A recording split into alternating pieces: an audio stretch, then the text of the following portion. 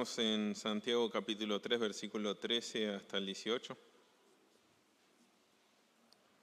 Dice así la palabra de Dios. ¿Quién es sabio y entendido entre vosotros? Muestre por la buena conducta sus obras en sabia mansedumbre.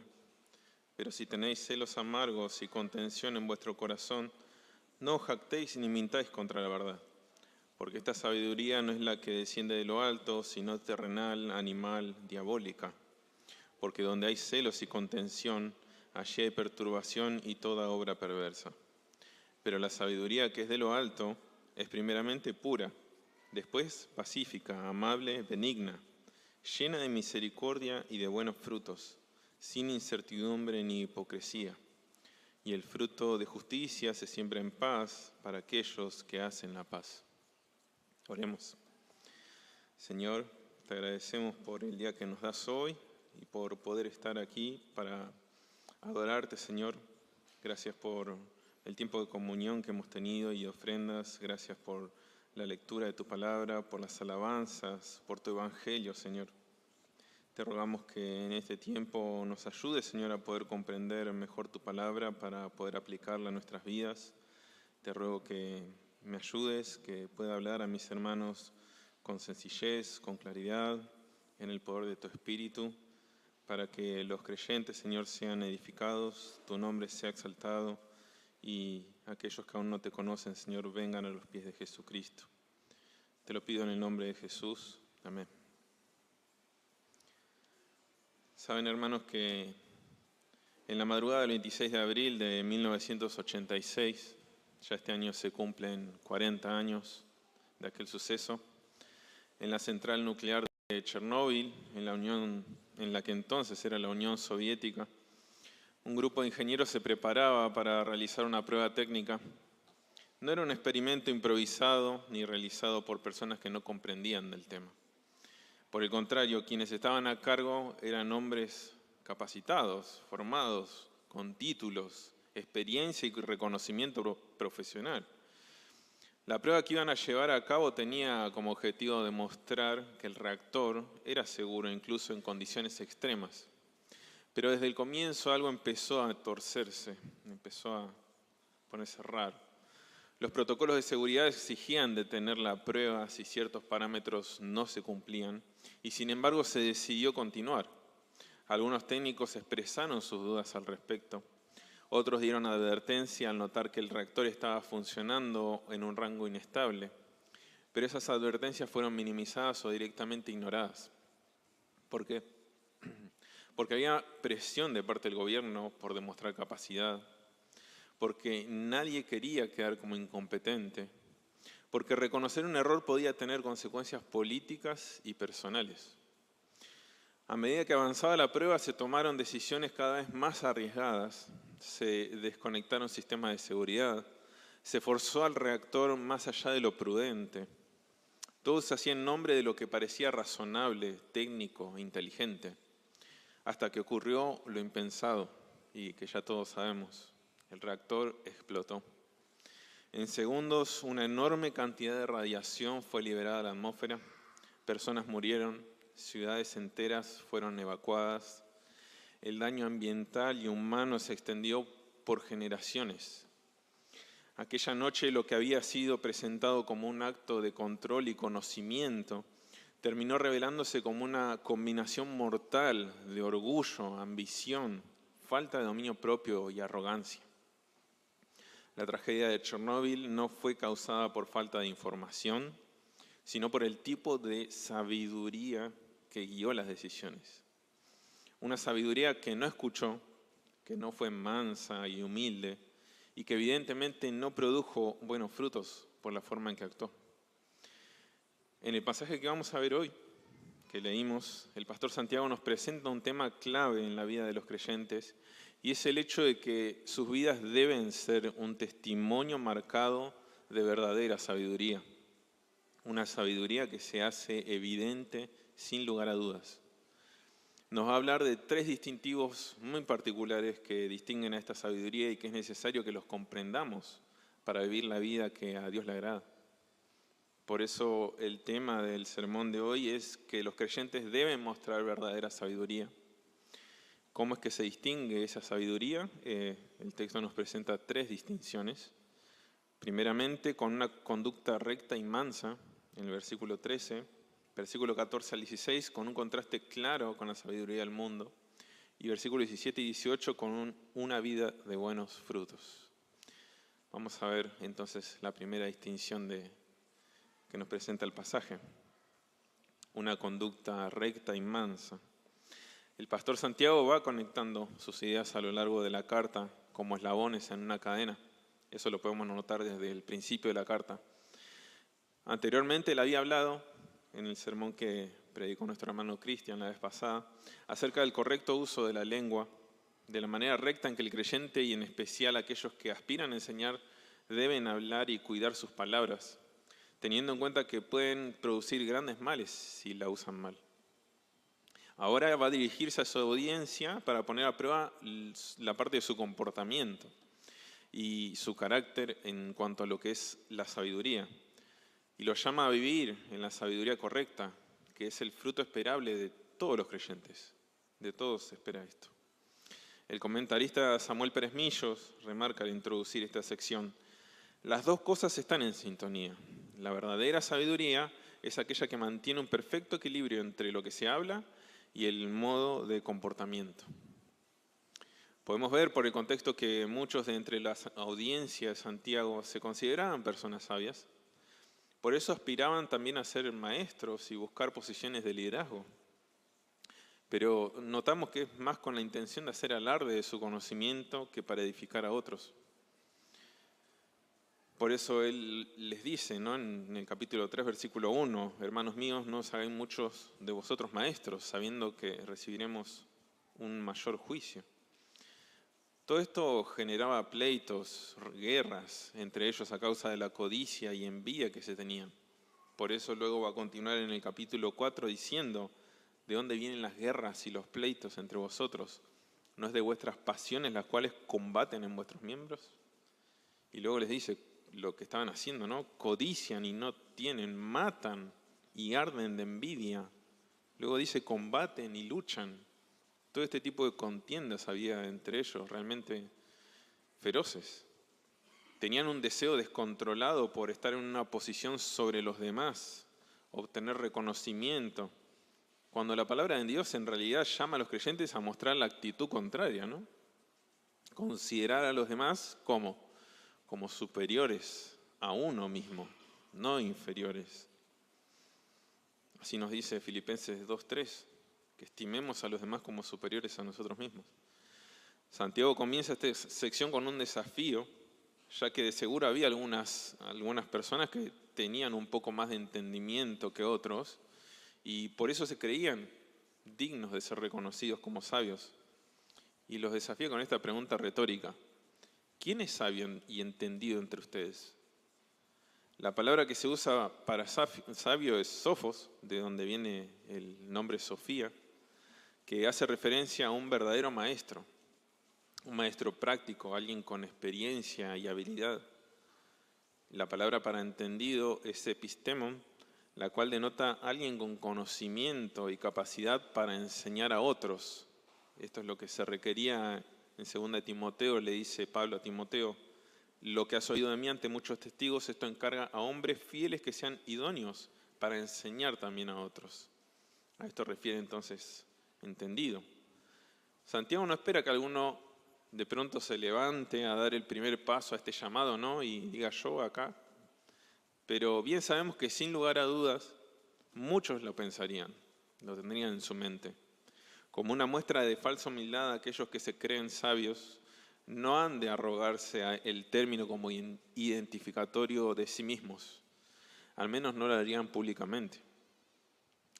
Pero en su naturaleza pecaminosa, el ser humano es muy confiado de su intelecto, de su propia manera de entender la vida, su propia sabiduría. Ninguno cree necesitar ayuda ni consejo de nadie. Algunos con mucho esfuerzo por ahí pueden llegar a enumerar los momentos de la vida en que se reconoció realmente como necio. Escuchamos frases, ¿no? Yo me las sé todas. Hasta que vos fuiste, yo fui y vine no sé cuántas veces. Típicas en nuestro contexto argentino, ¿no? Lamentablemente incluso se suele decir que los argentinos somos reconocidos internacionalmente por ser creídos, arrogantes, por mostrarnos sabios en nuestra propia opinión. Pero no es un asunto de nacionalidad meramente. Así es el ser humano. En el fondo de su ser cree ser sabio y no necesitar la opinión de nadie para reafirmar ese calificativo. Proverbios 26:12 lo atestigua diciendo: ¿has visto hombre sabio en su propia opinión? Más esperanza hay del necio que de él. Imagínense. Y el versículo 16 también, en su propia opinión, el perezoso dice ser sabio, ¿no? Es más sabio aún que 7 que sepan aconsejar. ¡Fua! ¡Qué tremendo!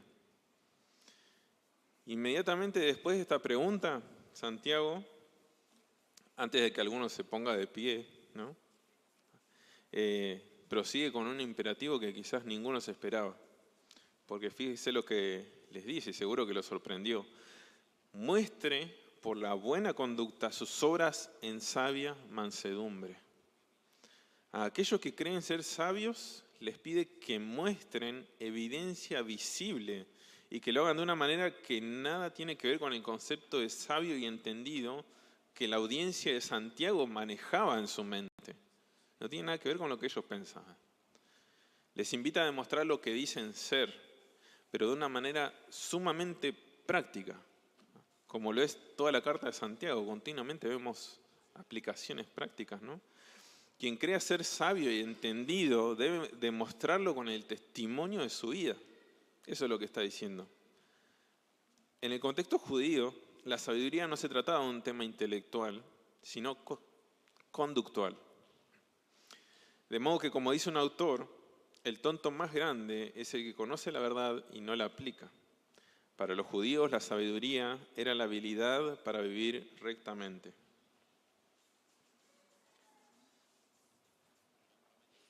Es así como se demuestra realmente la sabiduría. No es por el grado de intelecto que uno puede alcanzar, ni por el conocimiento que pueda almacenar en su cabeza, o por querer hacerse maestro uno mismo. No. De hecho, si alguno pensara así de sí mismo, eso ya lo descalifica de ser una persona verdaderamente sabia. Es la manera en que vive, su conducta, su obrar, su día a día, su moral, la que da testimonio y determina su grado de sabiduría. En el contexto griego, la sabiduría estaba ligada a la capacidad intelectual, el conocimiento de los secretos de las deidades, muchas veces incluso en detrimento de la vida moral. Por el llamado que hace el autor podemos ver que la sabiduría de la que habla no tiene nada que ver con este punto de vista del mundo. No. Más bien se encuentra en el polo opuesto. La verdadera sabiduría se demuestra con hechos palpables por la buena manera de vivir. Y esa manera de vivir tiene que ser en un carácter recto y manso. Es lo que nos dice la Escritura. El llamado a mostrar sus obras por la buena conducta está conectado con la enseñanza que ya les expresó anteriormente, cuando los exhortó a mostrar la fe mediante obras. Seguramente recuerdan. En el capítulo 2, versículo 17, les dice: así también la fe, si no tiene obras, es muerta en sí misma. Pero alguno dirá: tú tienes fe y yo tengo obras. Muéstrame tu fe sin tus obras, y yo te mostraré mi fe por mis obras. Así como la verdadera fe tiene obras que la respaldan, la verdadera sabiduría tiene sus obras que también la respaldan. Esta buena conducta de la que habla el autor no se refiere a actos esporádicos o acciones puntuales que se dan cada tanto o alguna vez en la vida, sino que se refiere a la forma cotidiana en la que una persona vive su vida, todos los días, ya sea en el seno familiar, en el barrio, en el trabajo, en el estudio, en la iglesia. Y continuamente en la carta hay un llamado a vivir la fe cristiana, a demostrar con hechos lo que se cree en la mente y lo que se anuncia también en las palabras, ¿no? Tiene que ver esto con lo que se conoce en teología como la ortodoxia, que es la creencia correcta, y la ortopraxis, que es la conducta correcta. Y es que la verdadera fe nunca está desconectada de la vida práctica, nunca. La religión cristiana no pasa por un mero asentimiento de conceptos teológicos correctos, sino por un cambio de vida que se demuestra a través de lo que uno hace. Ya lo estudiamos en su momento, en el capítulo 1, versículo 7, les dice Santiago que la religión pura y sin mácula delante de Dios el Padre es esta: visitar a los huérfanos y a las viudas en sus tribulaciones y guardarse sin mancha del mundo. Cosas prácticas. Son las obras las que ponen de manifiesto el nivel espiritual del creyente. En conexión con la sabiduría, no se mide solamente por lo que se habla o lo que se sabe, sino por la forma de vida, la cual debe ser consecuente con lo que se enseña. Si yo enseño algo, debo demostrarlo con mi ejemplo también. Pablo le instaba a Timoteo a ser ejemplo.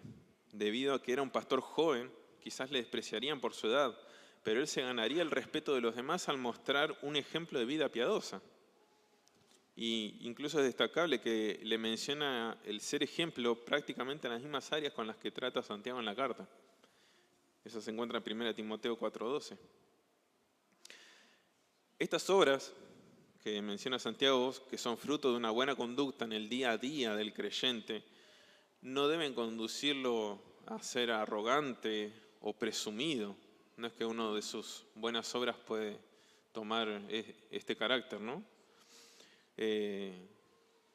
Sino que tienen que mostrarse en sabia mansedumbre, dice Santiago. Al complementar con esta manera de accionar, Santiago termina de derrumbar por completo las intenciones que cualquiera que se creyera sabio en su propia opinión, porque ninguno de ellos mostraría mansedumbre en la supuesta sabiduría que practicaban. Eso iría en contra incluso de su manera de proceder y sería visto desde su perspectiva como un signo de debilidad. Así es como lo interpretarían entre ellos. Fíjese lo que comenta el teólogo Douglas Moo al respecto. Para los griegos, la humildad o la mansedumbre no era algo digno de loar. Se consideraba semejante al servilismo, lo cual no era propio de una persona fuerte. Pero el Nuevo Testamento nos ofrece una imagen completamente diferente. Jesús mismo dijo ser manso y humilde. Y dijo que los mansos y humildes eran bienaventurados. Esta humildad cristiana se da cuando comprendemos que ante el Dios de gloria y majestad no somos más que criaturas rebeldes y pecadoras. Esa humildad reconoce que por nosotros mismos somos incapaces de lograr la plenitud espiritual o de vivir una vida satisfactoria. Y esa humildad ante Dios se debería traducir en humildad ante los demás. Los creyentes tenemos un maestro sabio de quien aprender este carácter en nuestro discipulado cristiano. Uno que dijo: llevad mis yugos sobre vosotros y aprended de mí, que soy manso y humilde de corazón, y hallaréis descanso para vuestras almas. Qué precioso, nuestro Señor. Mansedumbre es la disposición a aceptar sin reservas lo que Dios establece y asumir su voluntad sin condiciones. Eso es la mansedumbre. La palabra nos enseña que la persona mansa, humilde, es alguien que no desprecia a los demás. Mateo 18:4 dice que así que cualquiera que se humille como este niño, ese es el mayor en el reino de los cielos. Dios incluso desprecia a los orgullosos, pero en cambio tiene misericordia de los humildes. En Santiago 4:6, que lo vamos a ver más adelante, dice que Él da mayor gracia. Por esto dice: Dios resiste a los soberbios y da gracia a los humildes. Los humildes no están preocupados por su prestigio personal. Dice Romanos 12:16, unánimes entre vosotros, no altivos, sino asociándoos con los humildes. No seáis sabios en vuestra propia opinión. Esta mansedumbre, humildad a la que se refiere Santiago es obedecer a Dios en su palabra con un corazón apacible, dócil, sin ira, dándole la espalda al pecado para seguirle a Él y hacer su voluntad. Eso es lo que nos expresaba, si recuerdan, cuando estudiamos el capítulo 1, versículo 21, que nos decía de desechar toda inmundicia y abundancia de malicia, limpiar así nuestros corazones y en cambio recibir con mansedumbre la palabra implantada, la cual puede salvar nuestras almas. Esta mansedumbre en sabiduría es la que Dios espera de sus hijos. No que andemos con orgullo en nuestro corazón ante algún nuevo conocimiento que logramos aprender, ni que la palabra de Dios genere un entendimiento meramente superficial en nuestra vida, sin llegar a verse expresado en buenas obras, no. Tampoco que seamos necios que viven dándose la cabeza contra la pared y frustrados por su mal andar en la vida. Proverbios 13:15 nos dice que el camino de los transgresores es duro. No es lo que espera Dios de nuestras vidas, sino que en todo momento tengamos un corazón dispuesto para aprender de Él, obedecerle a Él, rendirnos a Él. Una vez un teólogo dijo, aprender de Jesús es más que adquirir conocimiento. No se trata de asunto intelectual, sino de identificación personal. El aprendizaje con el Maestro es admirable, porque Él es manso. Por tanto, puede enseñar al peor alumno sin reprenderle, con toda la paciencia y la gracia necesaria para cada caso y cada situación. Qué precioso sentarnos a los pies de Jesús para aprender de Él, de su carácter. Este rasgo de mansedumbre en los creyentes es digno de una bienaventuranza. Dice Mateo 5:5, bienaventurados los mansos, porque ellos recibirán la tierra por heredad. La mansedumbre comienza por reconocer a Dios, no solo como el creador y dueño de todas las cosas, sino como el único digno de toda gloria y majestad. Por lo tanto, el único digno de la rendición de nuestros corazones. A Él es que tenemos que rendirnos. Este llamamiento a la mansedumbre y humildad, Santiago lo repite más adelante con la intención de que su audiencia reconozca su pecaminosidad y se vuelva a Dios. Cuando les dice en el capítulo 4, versículo 7, someteos pues a Dios. Estas buenas obras se muestran en una conducta recta y mansa en la vida de aquellos que son verdaderamente sabios. Todas estas obras que se muestran de esta manera no son más ni menos que las evidencias que Dios ya dispuso para la vida de cada uno de aquellos que predestinó para que fueran sus hijos y que anden en ellas. Fíjese lo que dice Efesios 2:10, porque somos hechura suya, creados, ¿no? Una nueva creación en Cristo Jesús para buenas obras, las cuales Dios ya preparó de antemano para que anduviésemos en ellas. Si damos frutos de estas buenas obras, esta buena conducta de la que habla Santiago, es porque Dios ya había preparado de antemano todo eso para que nosotros andemos en ellas. Es por eso que todo orgullo queda de lado. Así tiene que ser desde el principio de lo que venimos estudiando este pasaje. Dejar todo orgullo de lado. A la vez, este concepto que liga la sabiduría a la vida moral recta delante de Dios está de acuerdo con lo que enseña en el resto de la Biblia, y en particular los libros de sabiduría del Antiguo Testamento. Ellos nos muestran que la persona que es temerosa de Dios y por ende anda en sus caminos es aquella que es verdaderamente sabia. Fíjese como dice Job 28:28. He aquí que el temor del Señor es la sabiduría, y el apartarse del mal, la inteligencia. Proverbios 1:7 también lo dice, el principio de la sabiduría es el temor de Jehová. Los insensatos desprecian la sabiduría y la enseñanza. Eclesiastés 12:13, el fin de todo el discurso oído es este, dice Salomón al finalizar ya el libro. Teme a Dios y guarda sus mandamientos, porque esto es el todo del hombre. ¿Por qué? Porque Dios traerá toda obra a juicio, juntamente con toda cosa encubierta, sea buena o sea mala. Entonces, ante esa expectativa, el mejor consejo que Él puede darnos para nuestra vida, y que Dios nos da, ¿no?, es el temer a Dios.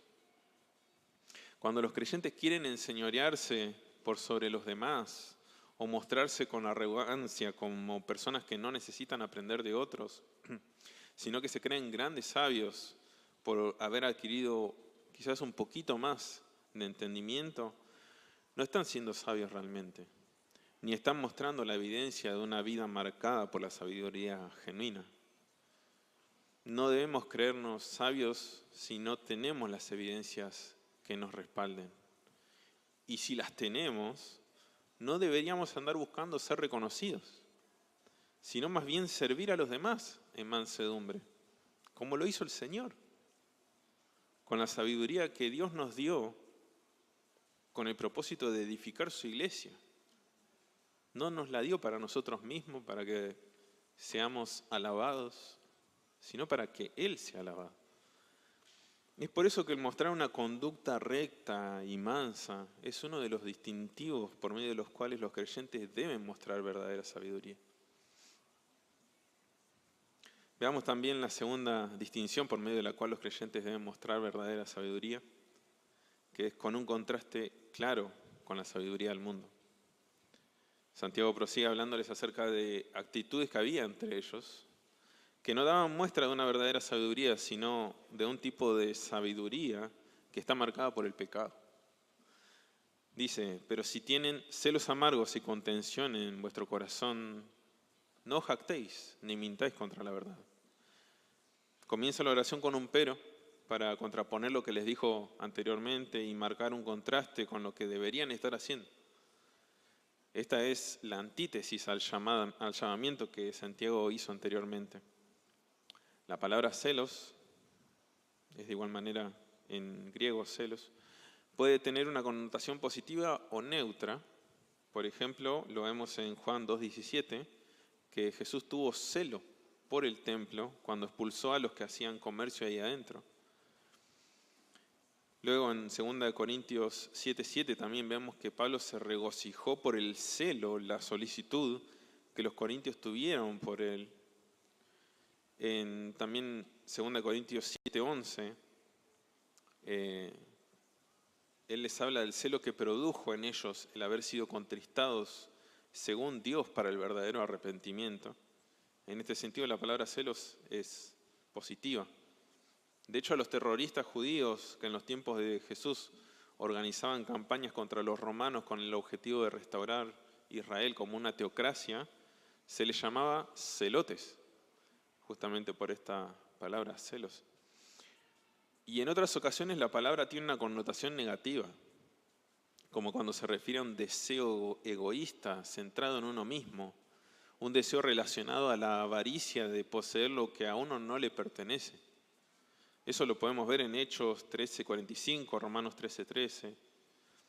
Fíjese cómo pasaba con los judíos, que los fariseos, pero viendo los judíos la muchedumbre, se llenaron de celos, dice, y rebatían lo que Pablo decía, contradiciendo y blasfemando.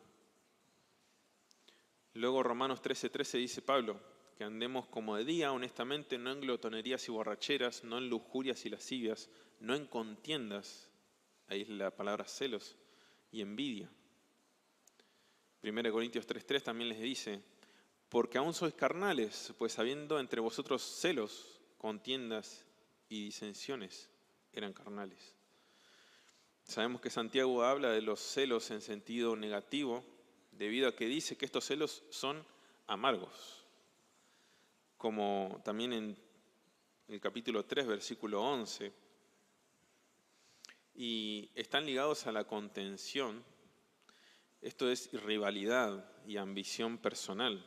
Describe a aquel que se promueve a sí mismo por ganancia o con fines personales. Destaca un autor que esta palabra en el Nuevo Testamento se usa con referencia a alguien que manifiesta un espíritu partidista o sectario, alguien que causa divisiones. Note que respecto a estas actitudes dice que están en vuestro corazón. Para los judíos el corazón era el centro de la acción moral, así como de la personalidad también. Jesús dijo, porque donde esté vuestro corazón, vuestro tesoro, allí estará también vuestro corazón. El corazón es donde se generan los pensamientos. En Marcos 2:8 podemos ver que dice que ellos cavilaban dentro de sí mismos, o sea, en sus pensamientos, en su corazón. Por eso Jesús les dice, ¿por qué caviláis así en vuestros corazones? Él siendo Dios podía saber lo que pasaba por sus corazones.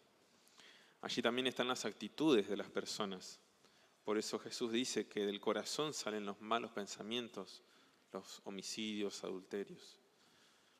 Tanto los celos amargos como la contención se asientan en el corazón del ser humano.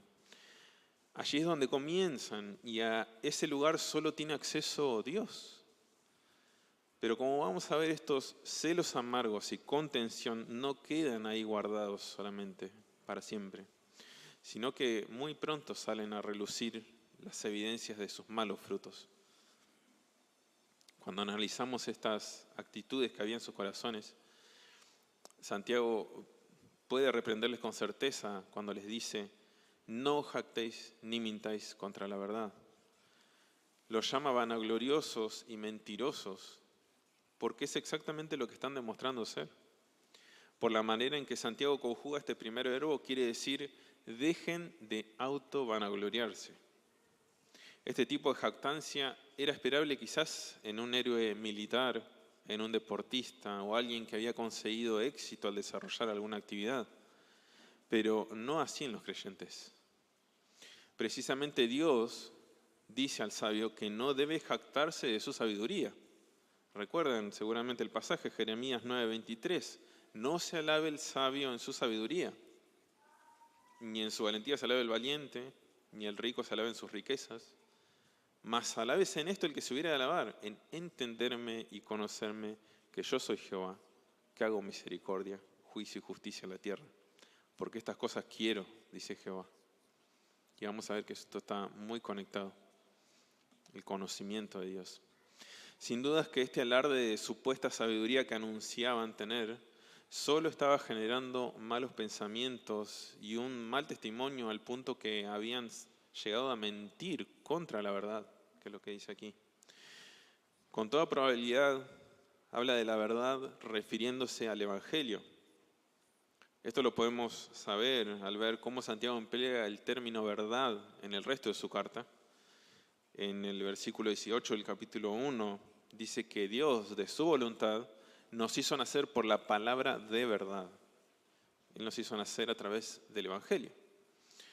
Luego en el capítulo 5, versículo 19, dice: hermanos, si alguno de entre vosotros se ha extraviado de la verdad, y dice que si alguno le hace volver, y también haciendo referencia al Evangelio.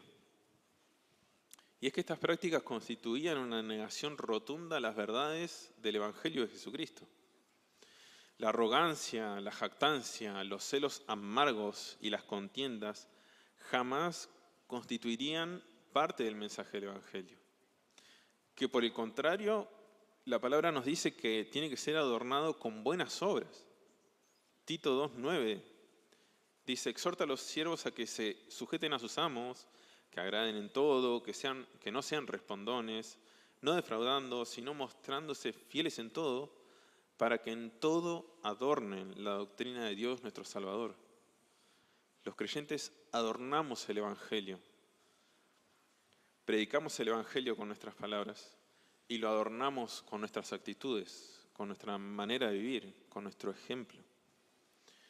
Y esta arrogancia que estaba formando parte del carácter de los creyentes, lejos de dar evidencia de sabiduría, era una demostración palpable de necedad. Dice Evis Carballosa: la persona verdaderamente sabia no gasta tiempo en autoalabanzas, ni da mucha ocasión a ser ensalzado por los demás. Si una persona cree ser sabia, pero vive con celos amargos y contención, está negando con sus actos la sabiduría que dice tener e influye negativamente en el testimonio del Evangelio.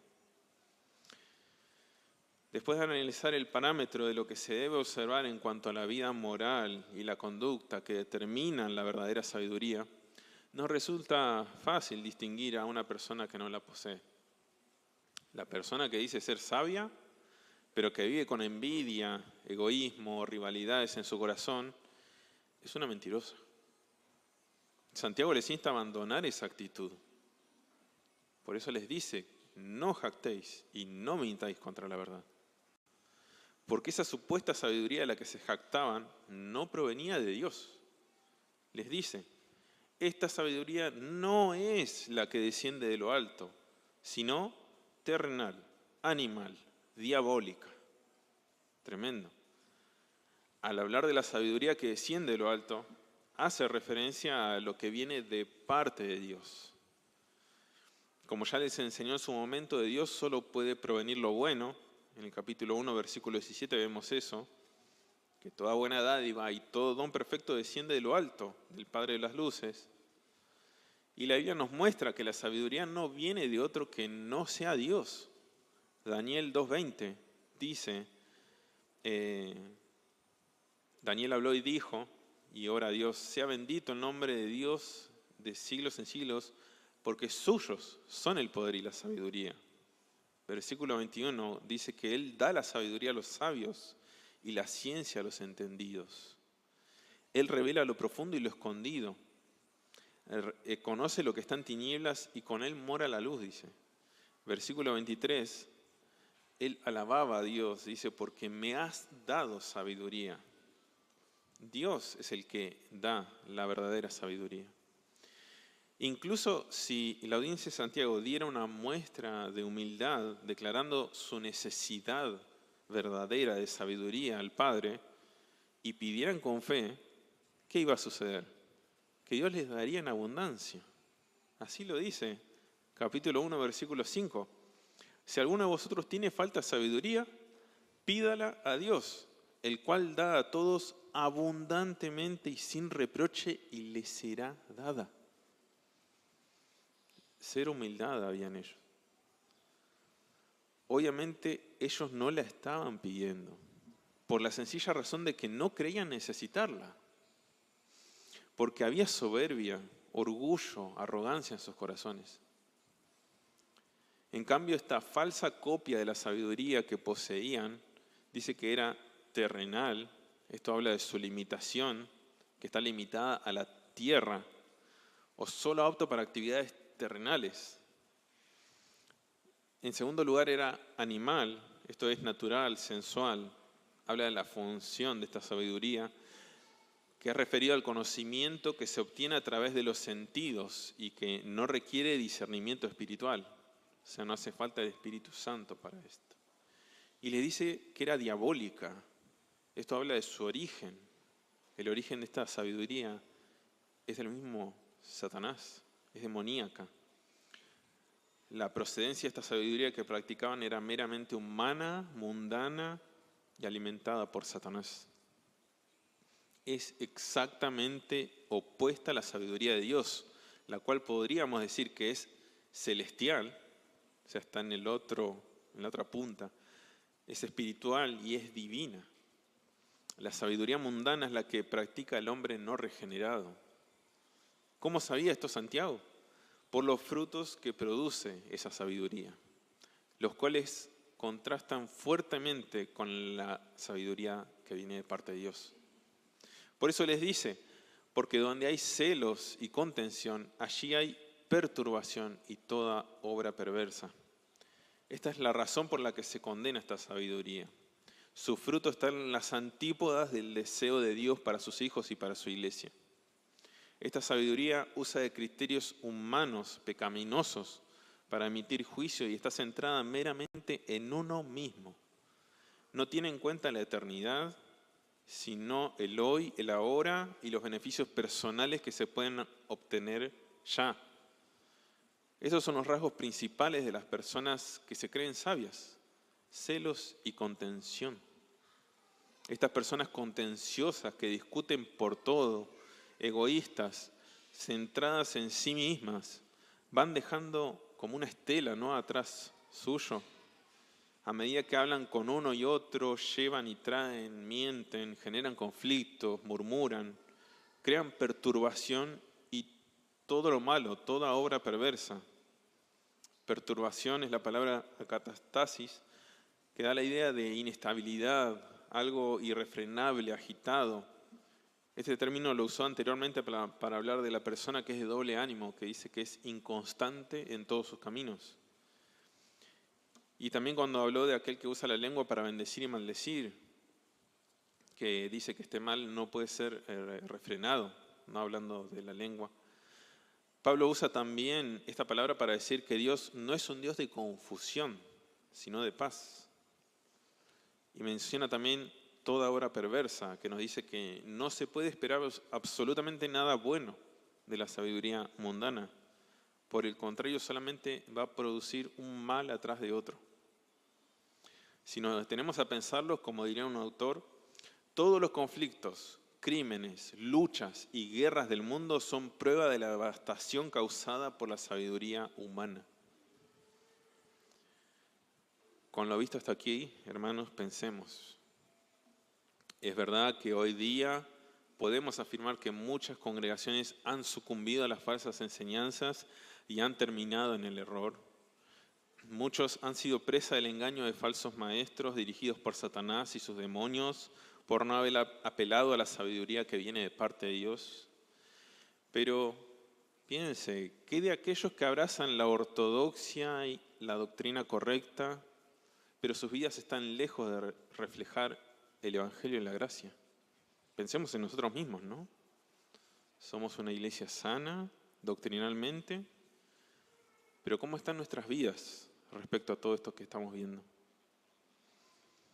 Personas que dan evidencias de arrogancia, falta de mansedumbre, que buscan pleitos continuamente, no se someten al liderazgo ni al consejo de hermanos sabios, murmurando incluso contra aquellos que les generan celos y envidia. Y pensemos todo esto no sucediendo dentro de una congregación.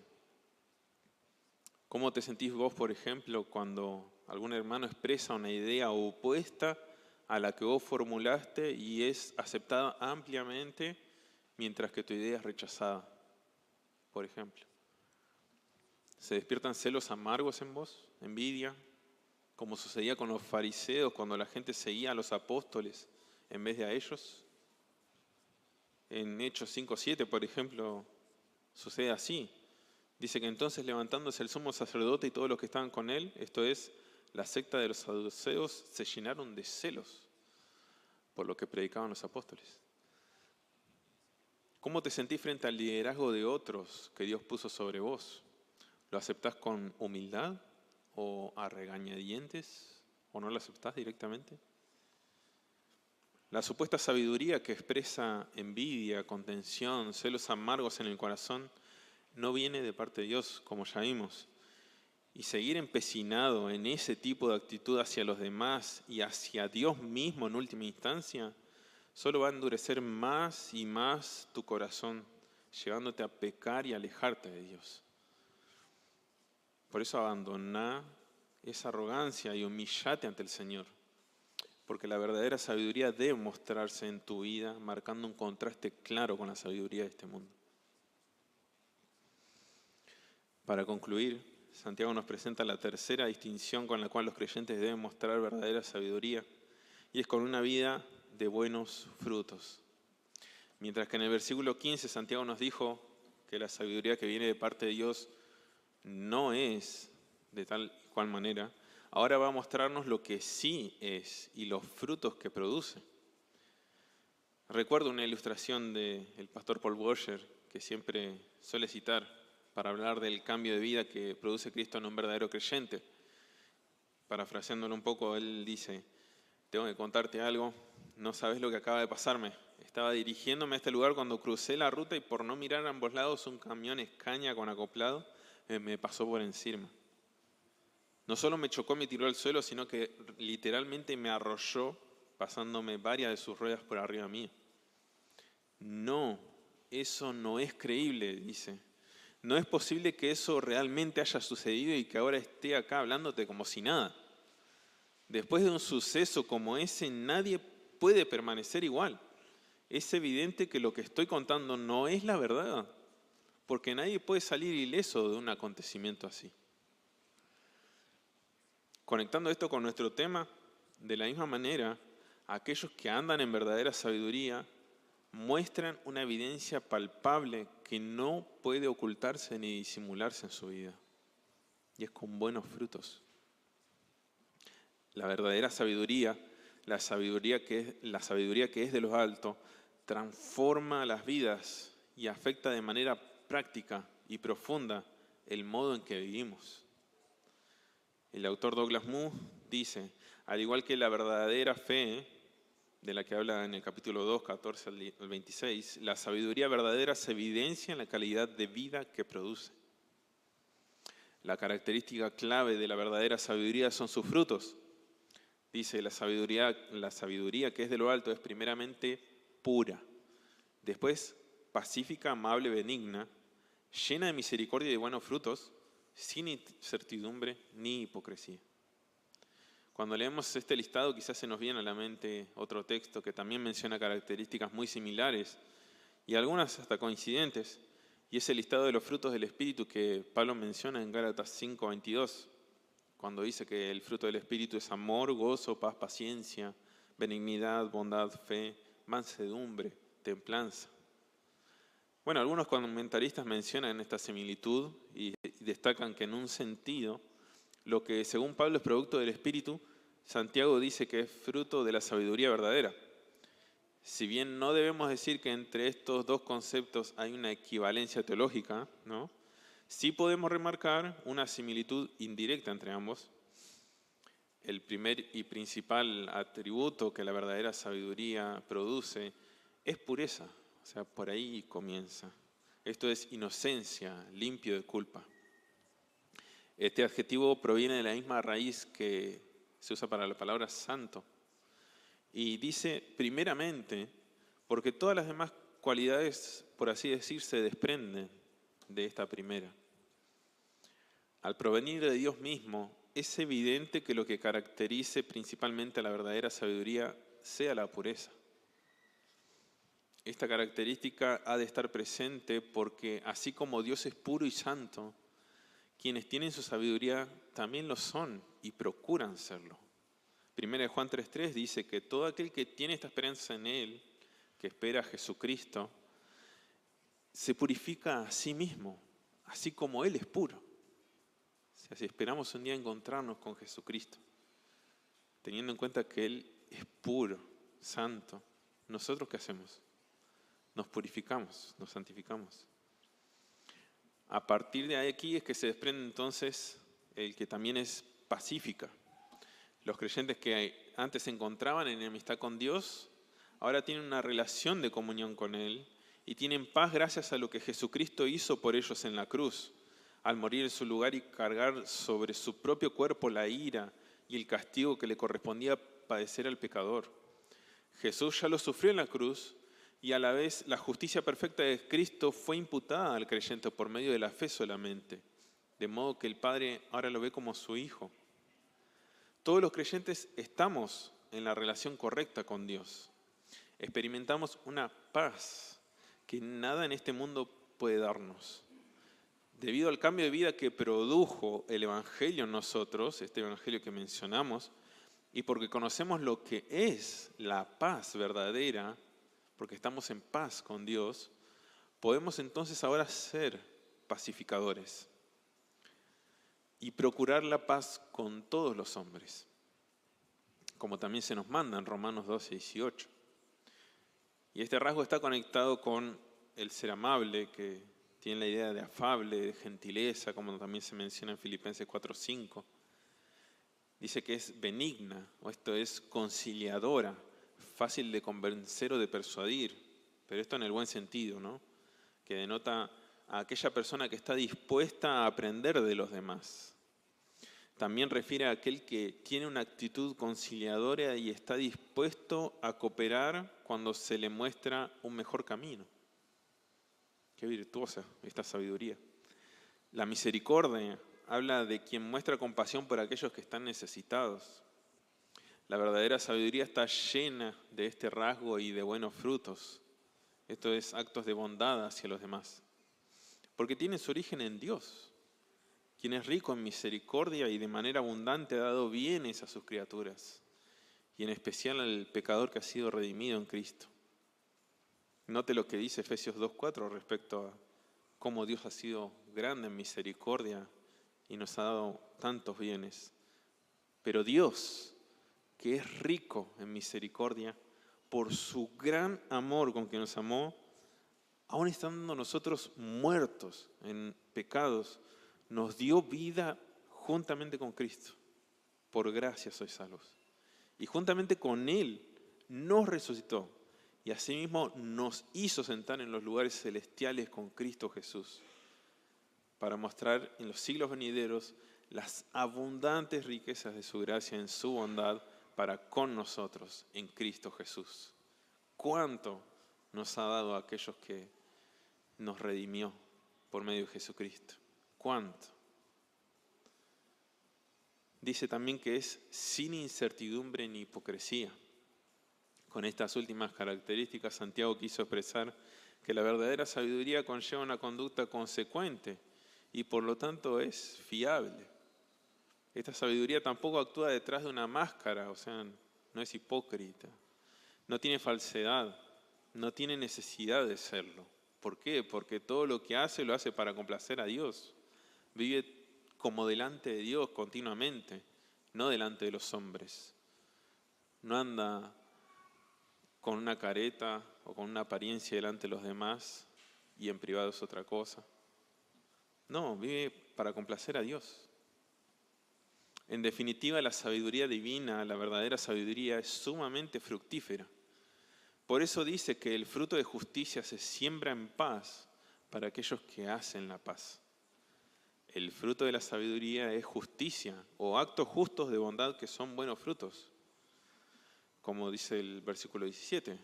Generalmente se habla de sembrar una semilla, ¿no? Así es como se dice. Pero aquí Santiago habla de sembrar el fruto. ¿Parece raro? No.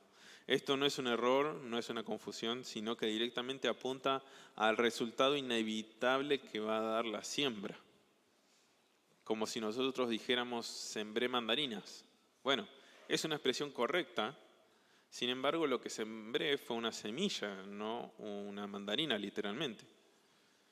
Bueno, es el resultado esperable de toda siembra. Como dice Gálatas 6:7, Dios no puede ser burlado, pues todo lo que el hombre sembrare, eso también segará. O sea, lo que sembramos, de eso debemos esperar luego recibir el fruto, ya sea bueno o malo. Y es una promesa que los pacificadores han de recibir a causa de sus esfuerzos por caminar en la verdadera sabiduría. Vamos a recibir eso mismo. Mientras que la sabiduría mundana solo produce pleitos, guerras y divisiones, la sabiduría genuina trae paz. El Señor Jesucristo es príncipe de paz. Y la paz y la justicia, dice la palabra, que no tendrán límite cuando vuelva y establezca su reino. En Isaías 9:6 nos dice, apuntando a la profecía del nacimiento de Cristo, un niño nos es nacido, hijo nos es dado, y el principado sobre su hombro, y se llamará su nombre admirable consejero, Dios fuerte, Padre eterno, príncipe de paz. Lo dilatado de su imperio y la paz no tendrán límite. Por tanto, los ciudadanos de su reino, nosotros los creyentes, debemos practicar ahora y en el futuro estas mismas características, porque estamos bajo un príncipe de paz. Y aquellos que no conocen al Señor solo pueden practicar la sabiduría que es de abajo, terrenal, mientras que los creyentes pueden y deben practicar la sabiduría que viene de lo alto. Ellos ahora tienen una vida nueva, con nuevos deseos, que anhelan obedecer a Dios y seguir en su caminar a Cristo. Esta nueva vida es capacitada con el Espíritu Santo. Y en unión con su propia voluntad y esfuerzos, ahora el creyente se santifica para ser cada día más parecido a su Señor, para lo cual también ha sido hecho una nueva criatura, con ese fin de andar en las buenas obras las cuales Dios ya preparó de antemano. Por eso, hermanos, veamos todo esto a la luz de la cruz, del poder y la gracia que ha sido dispensada a nuestras vidas por medio de Jesús. Dios nos ha dado todo lo que pertenece a la vida y a la piedad, como dice 2 de Pedro 1:3, de manera que nada nos falta para hacer su voluntad. De hecho, se nos promete que Dios no nos va a hacer faltar nunca sabiduría a aquellos que le pedimos con fe, sin dudar, sino que nos va a ser otorgada con abundancia. Ya lo leímos Esto es maravilloso. Grande es nuestro Dios, que ha dispuesto todas las cosas a nuestra disposición, todos los recursos necesarios. No las ha ocultado de manera que tengamos que buscar toda nuestra vida sin alcanzar resultado positivo. Por lo general, la búsqueda de sabiduría en otras religiones, obviamente falsas, en este mundo podemos ver, ¿no?, que es una búsqueda, llegar al nirvana y todas esas cosas que predican. Reencarnar continuamente, ¿no?, en otras vidas hasta perfeccionarse. Y nada tienen que ver con la sabiduría de Dios. Pero en Dios sí podemos tener resultados positivos hoy, ahora, llenos de buenos frutos. Esta es la sabiduría verdadera.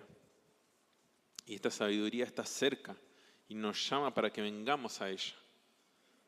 Así nos dice Proverbios 1:20, que la sabiduría clama en las calles, alza su voz en las plazas, clama en los principales lugares de reunión. Así es la sabiduría. En las entradas de las puertas de la ciudad dice sus razones. Incluso nos reprende, dice, volveos a mi reprensión en el versículo 23. Por eso, hermanos, busquemos sabiduría. Hagamos todo el esfuerzo que sea necesario para poder conseguirla. Dice Proverbios 23:23, compra la verdad y no la vendas. La sabiduría, la enseñanza y la inteligencia. Y también nos llama a vivirla de manera práctica, que se haga evidente en nuestras vidas. No descuidemos por eso ni por un momento la lectura y la meditación en la palabra de Dios, ni en ningún otro medio de gracia, ¿no? Porque esta sabiduría se alimenta primeramente del conocimiento de Dios. Para poder ser sabios, primero necesitamos conocer a Dios. Como dijo el profeta Oseas, conozcamos al Señor, esforcémonos por conocerlo. Tan cierto como que sale el sol, Él habrá de manifestarse.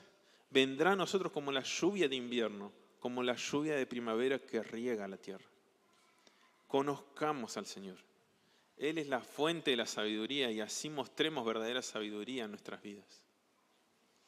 Con una conducta recta y mansa, con un contraste claro con la sabiduría del mundo y con una vida de buenos frutos. A aquellos que aún están sin Cristo tienen que saber que no es posible ser verdaderamente sabios sin conocer a Dios y tener una relación con Él. No es posible. Por eso no podés desatender al llamado del Evangelio y considerarte una persona sabia. Es incorrecto. De lo contrario, solo podés esperar pasar una eternidad en el infierno pagando vos mismo por tus pecados. Sería una actitud necia que te pierdas de esa manera. En cambio, venir a Cristo en arrepentimiento y fe es el primer paso de verdadera sabiduría que podés dar en tu vida. El Evangelio testifica que Cristo Jesús dio su vida, murió y resucitó para que vos puedas estar en paz con Dios para siempre. No lo desprecies. Vení en humildad a Él, reconociendo tu maldad y la necesidad imperiosa de un Salvador. No te va a echar fuera, sino que va a recibirte en sus brazos para siempre. Y así lo promete el Señor Jesucristo. Oremos. Te damos gracias, Dios, por tu palabra. Gracias porque te revelaste, Señor, así y no te ocultaste de nosotros, sino que todo este conocimiento y sabiduría nos las has revelado. Y así querés, Señor, que vivamos una vida en la que no andemos chocándonos contra la pared, en la que no andemos en contiendas, en pleitos, usando de la sabiduría de este mundo que es meramente terrenal, es incluso impulsada por Satanás. Y no es así como debemos vivir los creyentes. Te rogamos, Señor, que nos ayudes, que siempre podamos en humildad venir a vos, reconociendo nuestra necesidad de sabiduría, sabiendo que vos nos vas a dar si te pedimos con fe y nos vas a dar en abundancia esta sabiduría. Te lo pedimos en el nombre de Jesús. Amén.